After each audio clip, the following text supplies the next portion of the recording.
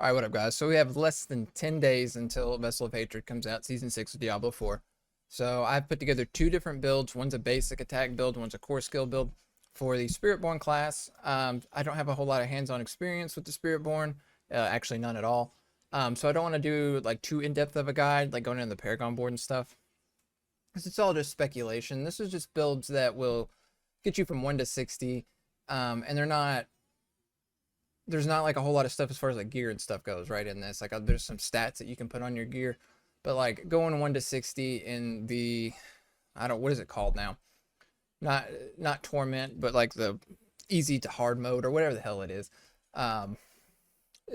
This should get you through that fairly easy. So we're gonna start out with the basic build. As you can see, we just have these 4 aspects. You obviously will want to have some aspects here, but it'll be just kind of whatever you put your hands on. It's not, or get your hands on. It's super duper important except for these 4 aspects. We have aspect of Moonrise, aspect of adaptability. Those are on the amulet and the weapon. You can swap those out however you see comfortable. And then we have rapid and aspect of combined strikes. Even though we only have 1 basic attack in this build, if you have a really high roll of the combined strikes, I mean, that's just 30% extra damage, right? You can also add a different basic attack if you wanted to, but we didn't go that route. And then as far as the primary spirit, we have Jaguars, so we can have all skills are also Jaguar skills. And then we have the Gorilla to give us resolve for, I mean, the Unstoppable is nice, but mostly just to increase our maximum resolve so we can have more damage reduction. Had a brain fart. Gear-wise, we just have on the pants, Ranks the Withering Fist would be nice. Ranks the Follow Through on the amulet would be nice. Everything else here, you just kind of want to fill it out to stay alive and do some damage. Like over here, you can put damage over time if you want to on the gloves. But most of this is just keep yourself alive type of stuff. And then attack speed, dexterity on the rings, and then dexterity damage over time on the weapon. And then a third stat could be anything as long as, except for critical strike damage because that's useless. Because we went with Withering Fists as the basic skill. And we don't have anything in the ruins yet. Skill tree wise, put 5 into Withering Fist and up to Sharp Withering Fist. So as you can, probably tell, we're going to more of a poison build with this. You could, if you wanted to, probably very easily choose a different basic skill and change very, very few things about this, and it'll work perfectly fine. Coming down here, we have 3 into Follow Through, of course. Your basic skills deal 15% increased damage, double this bonus for third casts. I can't remember the name of the weapon. Let's take a look, actually. If you do happen to find this thing, where it gives you ranks to Follow Through and makes your basics deal insane amounts of extra damage and always treat it as the third attack.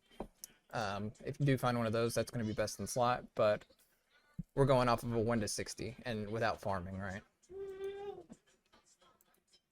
Come down here, Soar, and then up to Replenishing Soar. This is how we make our enemies vulnerable, essentially, and then we also have a couple points into Swift to make the mobility skill cooldown go down. But this will make enemies vulnerable for 5 seconds, and then the cloud that stays around will make them vulnerable for a few more seconds. 3 into Apex to deal increased damage to vulnerable and elite enemies, or double against elite enemies. And then vulnerable enemies deal less damage to you. Toxic Skin.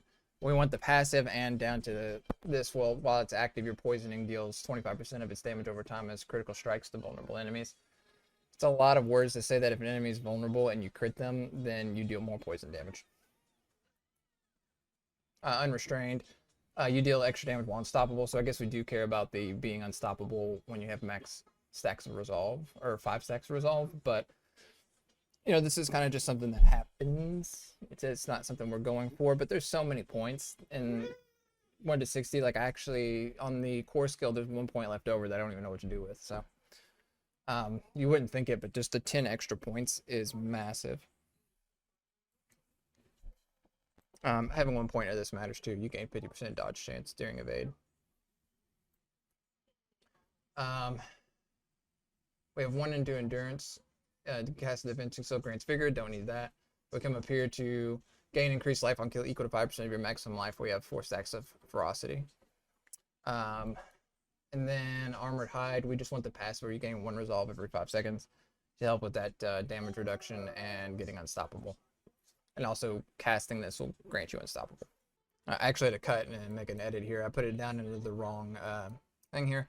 But counterattack to gain that 10% dodge chance, and then you retaliate against close enemies.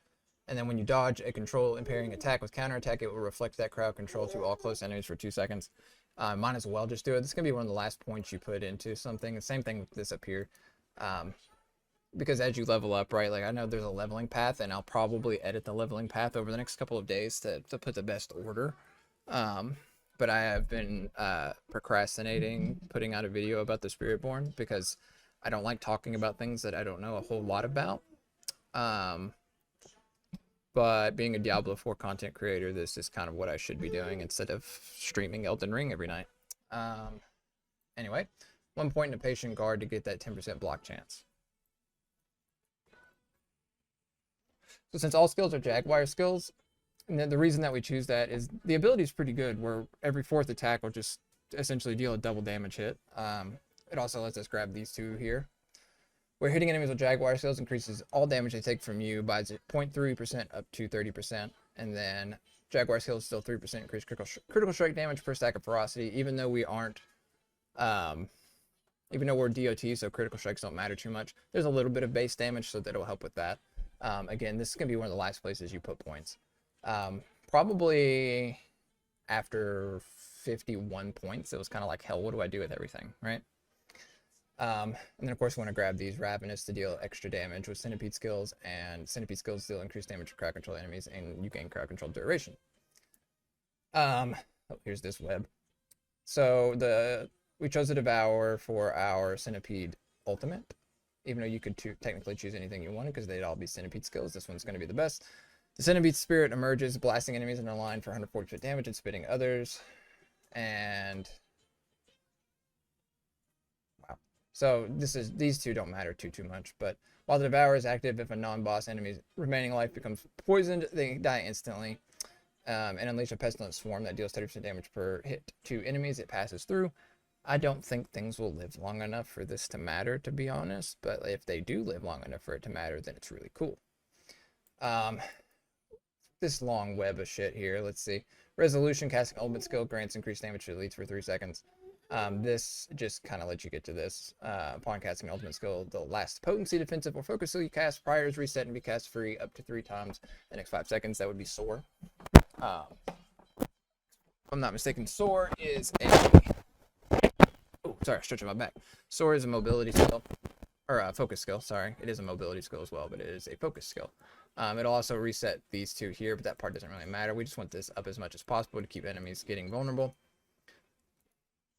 I'm gonna scroll in. And then let's see, casting ultimate skill makes you unstoppable, which will help with the unstoppable, gives you extra damage things and to resolve and all that. And then up here, any enemies you kill while an ultimate skill is active grants a stack of supremacy, each increasing your damage by 3% up to 30%. When an ultimate skill ends, you gain 5 stacks of supremacy, but you lose 1 stack every second. So it just pretty much says when you cast ultimate skill, do a lot more damage for a few seconds. And then of course we chose Noxious Resonant.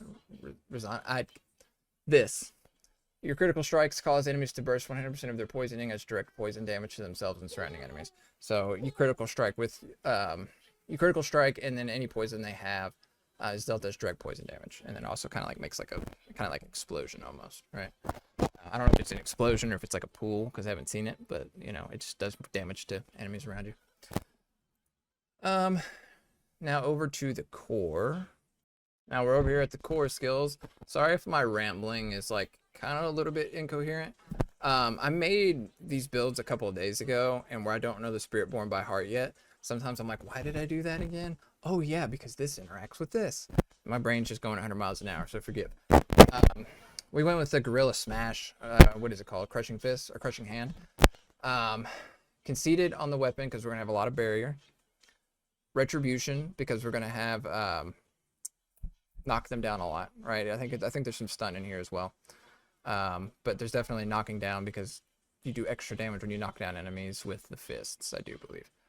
Umbral to keep our resource up a little bit because we are going to be crowd controlling a lot. And then Unyielding, casting Gorilla skill adds up to 40% of your armor to all attacks for 3 seconds. So down in the gear, we also, primary spirit is the centipede, and then we have the same thing over here with resolve, grant you unstoppable.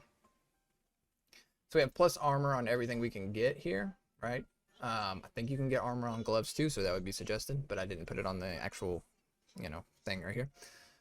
Just to make this do more damage. Amulet, just whatever passive you want. I mean, you can put critical strike damage, you can put dexterity, you can pretty much put whatever you want, because once you get to world tier, let's just say world tier 4, because I can't remember what they're called. When you get to the next, whenever you complete tier 20 of the pit, then you will start wanting to get ancestral stuff anyway, and then that's when it matters what's really on it. As long as what you have adds to your build, then it is fine, because 1 through 60 is not difficult. What's supposed to be difficult is after you start progressing through the torments, right? Attack speed, dexterity on the ring, and then dexterity, critical strike damage on the weapon, plus anything you want that's not damage over time, because that's useless to you. Max life's good. Max life's probably the best because you can have some life, but it's all about RNG. So, let's see. Yep, went over all this. Go over to the skill tree now. This doesn't matter, just trying to get down to this. We have 5 into Crushing Hand. Crushing Hand grants a barrier equal to 10% of damage it deals for 2 seconds. So we always have a barrier. That's why we run conceded on the weapon. And enemies hit by both hands, Crushing Hands are knocked down for 2 seconds. So that's where all the knockdown stuff comes from. If I can think of another way to constantly knock down enemies, then the best would be this, where it just makes the radius bigger per stack of resolve you have. I couldn't figure out a way, but it'll probably come to me. And then things will change a little bit, but that'll be more of a late game build probably. Because I have a feeling that Crushing Hand is going to be the one I try to do all the way to whatever the max Paragon is. Maybe I'm wrong on that, but it seems that that's going to be one of the better ones, and then I think the Eagle skills would be the most fun. But we'll see. We'll see when the time comes. Casting a core skill, increase all vigor generation by 15%, since vigor matters now. It doesn't matter with the basic build, it matters with this build though. Generate 3 vigor each second while moving if you have dealt damage in the last 5 seconds, so it just helps with vigor generation. Same thing we had with the basic skills when it comes to sword. We just want to make them vulnerable. Same thing here, dealing extra damage to vulnerable enemies, and then double that against elites, and then the vulnerable enemies deal less damage. Same thing over here, mobility skills. Cooldowns are released, but cooldowns are reduced up to 3 seconds based on how far you travel with them. And then you deal extra damage while unstoppable. Increased dodge chance. Same thing here. I didn't go all the way to here with this. If I can free up 1 point, actually, it would be nice to just do boom, boom. Yeah, look at that editing on the fly here. But I'll figure that out later. You might be able to just take 1 point out of this, or this, or this. You take your pick. Anyway. Same thing here. This is just going to gain 1 resolve every 5 seconds while it's on your skill bar, and then when you cast it, you become unstoppable and get 100% block chance for 3 seconds. Same thing, passive here to gain 10% dodge chance and retaliate against close enemies. And then if you come up to here to this, when you free up that point, then you'll get that, if you dodge an attack that would apply a CC, then it just applies that CC to all close enemies instead. Coming up through here, casting a gorilla skill grants 15% maximum life for 10 seconds. Since you're only using a gorilla skill, you'll pretty much just always have 15% increased max life. And then gorilla skills deal 15% increased damage to knockdown enemies, and their first hits have a 5% chance to execute on bosses. So the reason that this is the reason that knockdown matters, because dealing 50% damage is not huge, but not small. I don't know if it is so important that you don't want the extra damage radius. That's hard to say without playing the game, but I will have no doubt I will find a way to get them knocked down consistently later on. I just for some reason cannot think of it right now, but I have no doubt that this is going to be one of the better build guides, and I have no doubt that other people have build guides that look very similar to this, because there's only so many things you can do. There's only so many things you're going to be able to do, even with the Paragon boards, now that you can only have a maximum of 5 boards no matter what, right? So since we have all of our skills are centipede skills, just deal 7.5% increased damage, and then 12% against crowd controlled enemies, which they will be crowd controlled because they'll be knocked down. because of this. Boom. There we go. There's the link. The Gorilla Ultimate as well. And then this is the exact same layout as the last one, so we won't spend the time to go over this. And then lastly, we have Vital Strikes. When you deal 45% increased damage to vulnerable enemies, so sword matters to keep them vulnerable. And then after you make an enemy vulnerable, your next direct damage dealt has a chance to either remove the vulnerable effect, which would suck, generate 5 unit which sucks, and then heals you for 2% of your max life. What really matters is the 45% increased damage to vulnerable enemies. Yeah, I don't think... Yeah, this doesn't matter. This doesn't matter. And this could be good. But, you know. But that is it. I hope everybody watched the video. Make sure you like, comment, subscribe. Join the new Discord server that we've made. I say new, but it's been about 3 weeks now. There's not a whole lot of people in it, but we're trying, you know. We've been streaming at night as well. Lately, we've been streaming Elden Ring. We beat Wukong. We play Counter-Strike sometimes. Pretty much just killing time until Diablo 4 Season 6 comes out, because I'm just a Diablo simp at this point. But yeah, everybody have a fantastic rest of your day.